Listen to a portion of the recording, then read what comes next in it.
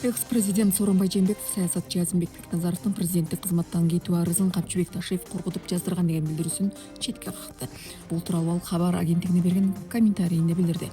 Жээнбековдун айтымында президенттик кызматтан кетүү чечими ошол кездеги премьер-министр Садыр Жапаров менен 10 күнгө созулган сүйлөшүүлөрдүн жыйынтыгында кабыл алынган.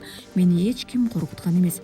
Мен ал кездеги премьер-министр Садыр Жапаров менен 10 күн бою сүйлөшүп жатып экөөбүздүн ошол сүйлөшүүлөрдүн жыйынтыгында президенттик кызматымды тапшыргам. Аны элдин баары билет, деди ал. Ошондой эле экс-президент аны кызматтан кетүү тууралуу арыз жазууга мажбурлашкан деген сөздү ойдон тогулган жомок деп атады. Азимбек Бекназаровду же башкасы болобу Жээнбековду Ташиев коркутуп арыз жаздырган десе, ал болгону ойдон тогулган жомок. Ошол кездеги кырдаалдан кабары жок. Адамдардын жалган пикири.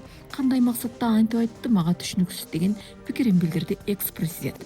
Жээнбеков акыркы 5 жылдан бери эч кимге комментарий бербей келгенин белгилеп, бул жолу ошол кездеги окуялар бурмаланбашы үчүн жооп берүүгө макул болгонун кошумчалады.